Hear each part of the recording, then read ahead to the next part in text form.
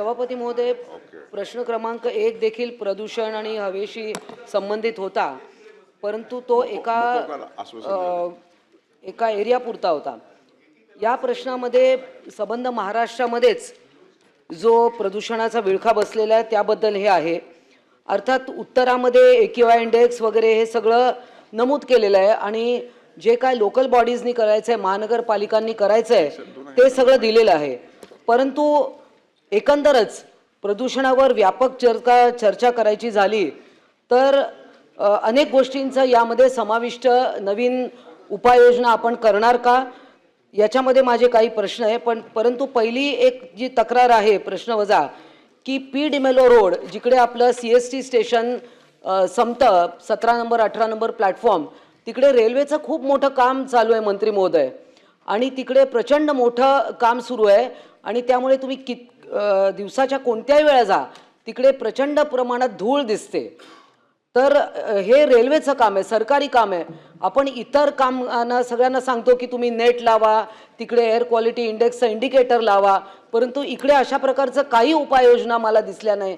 सरकारी कामच जर का अशा पद्धतीने होत असेल तर आपण बाकी प्रायव्हेट बिल्डर्सना निर्बंध टाकतो, याबद्दल हवं आहे। दुसरं हे एक्यूआय, दुसरा माझा प्रश्न असा आहे की जे एक्यूआय इंडिकेटर्स सगळ्या ठिकाणी लावण्याचं जे आपण आता कंपल्सरी केलेलं आहे, तर त्यामध्ये हे सगळे एक्यूआय इंडिकेटर कुठल्या कॉमन डॅशबोर्डला आपण कनेक्ट केले आहेत का?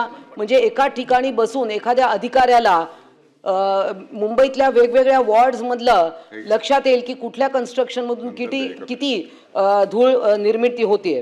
हा माझा दुसरा प्रश्न आहे। तिसरा प्रश्न माझा जो फ्लाय ॲश निर्माण होते वेगवेगळ्या कामांमधून, तर आपल्या सरकारची काही पॉलिसी आहे का की ह्या फ्लाय ॲश जी निर्माण होते त्याच्या विटा तयार होतात, तर याच्याबद्दल आपली काय पॉलिसी आहे फ्लाय ॲशच्या विटांबद्दल, याबद्दल सांगावं। किंवा जी डेब्रिस निर्माण होतं त्याचे काही नवीन प्रोडक्ट्स किंवा त्याला रियूज करता येतं का कन्स्ट्रक्शन मटेरियल म्हणून, याची आपल्याकडे काय पॉलिसी आहे का? तिसरा एक 4 प्रश्न म्हणजे एकदमच उत्तर द्या। आपली बायोचार नावाचा एक प्रकार आहे की जे शेतीमधनं जे काय वेस्ट तयार होतं त्याचा बायोचार तयार होतो, तर बायोचार आपण बनवून त्याच्यामधलं कार्बन जे जातं हवेमध्ये ते ॲब्झॉर्ब करण्याची कॅपॅसिटी असते, तर त्या बायोचारची आपल्याकडे काही निर्माण करण्याची आपल्याकडे काही पॉलिसी आहे का?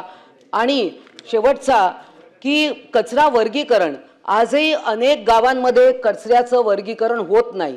जो सुका कचरा आहे त्याच्यामध्ये रॅपर्स असतात, प्लास्टिक असतं, कार्डबोर्ड असतं, ते एकत्र जाळलं जातं सकाळी उठून, आणि याच्यामुळे जो पॉयझनस गॅसेस जे हवेमध्ये जातात याच्यावर कोणतंही नियंत्रण नाही। आपण म्हणतो रस्त्यावर कचरा जाळायचा नाही, पण आज देखील गावाखेड्यांमध्ये सर्रास कचरा जाळला जातो आणि हे सगळे विषारी वायू हवेत सोडले जातात।